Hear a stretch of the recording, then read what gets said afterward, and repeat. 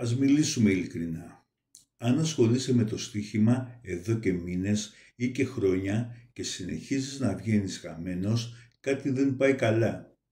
Και όχι, δεν είσαι άτυχος. Δεν είναι η τάδε ομάδα που δέχτηκε ένα γκολ στο 90, δεν είναι η διαιτησία, δεν είναι τα στημένα.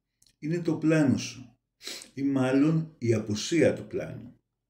Και κάπου εδώ επιτρέψτε μου να σας συστήσω τον Γιώργο.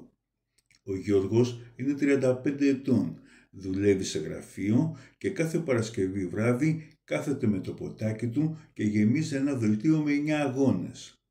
Αν πιάσει, ένα χιλιαρικάκι είναι εδώ σου λέει. Αν δεν πιάσει, έλα μωρέ, και τι έγινε, 5 ευρώ ήταν όλα κι όλα.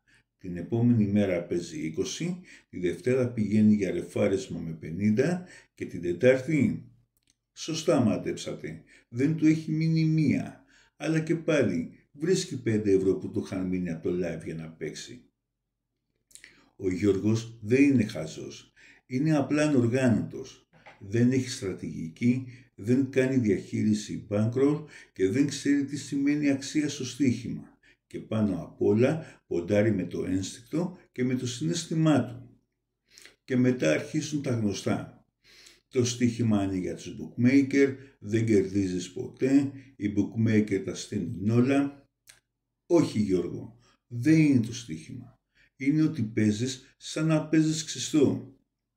Αν θες να παίζεις σωστά, πρέπει να αρχίσεις να σκέφτεσαι σαν διαχειριστής ενός μικρού φαντ, όχι σαν παίχτης σε φρουτάκια.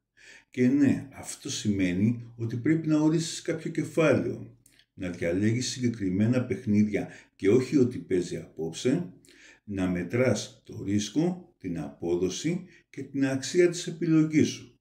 Αυτό είναι το στοίχημα.